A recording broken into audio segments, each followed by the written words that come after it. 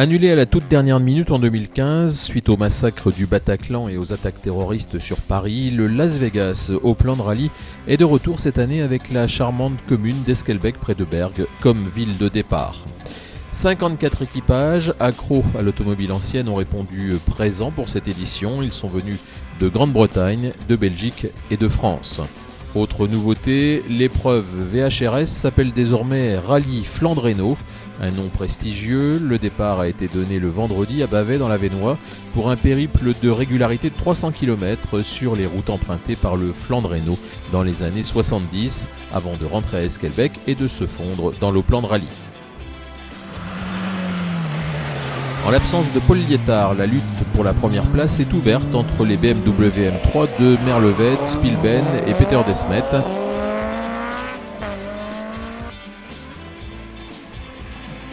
Pete de Klerk, Stefan Prinzi et Lotte de Keyser complètent la forte délégation belge venue en voisin.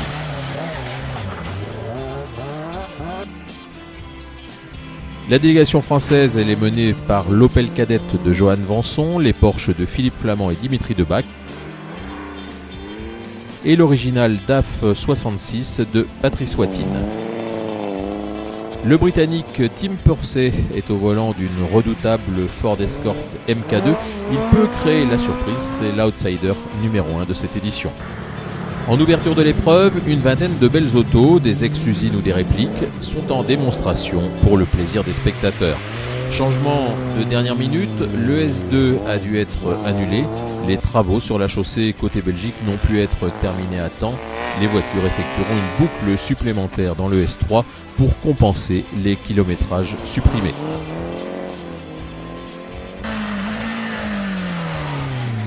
Christophe Merleved s'empare de la tête dans la première épreuve. Tim Purcell réplique dans le S suivante et prend le commandement pour 13 secondes devant Merleved et Johan Vanson qui a fait un mauvais choix de pneus sur les routes grasses de ce début de matinée. Pete de Klerk, considéré comme le grand favori et auteur d'un troisième temps dans le S1, abandonne sur ennui mécanique dans l'épreuve suivante. Lors de la seconde boucle, la BMW de Christophe Merleved revient à 8 secondes du Britannique.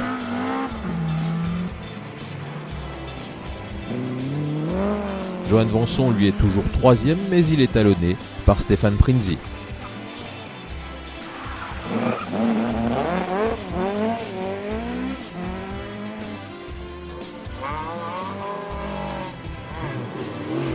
Dimitri Debac est quatrième, premier des Porschistes, et Philippe Flament est dixième avec la Porsche Celico ex-José Barbara.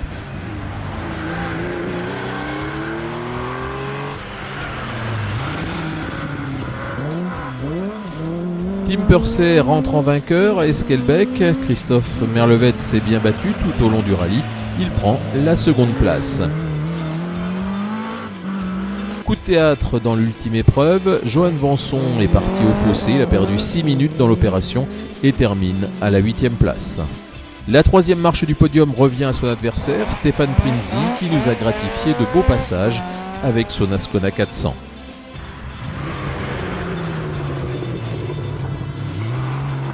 Premier français, Dimitri Debac termine à la 4e place et Patrick Spielben clôture le top 5.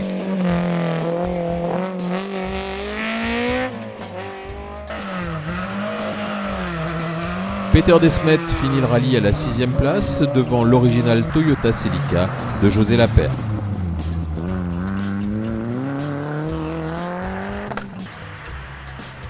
Honneur également aux toutes petites voitures avec Phil Foster et sa Ford Anglia et à Patrice Watine qui nous a sorti une fois de plus une voiture originale avec cette DAF 66.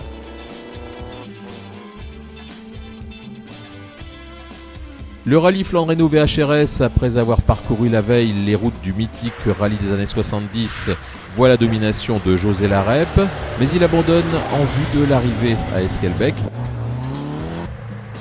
C'est Jean-Maurice Dehaut sur une CG 1200S qui remporte la victoire devant Frank Bord sur Porsche 911.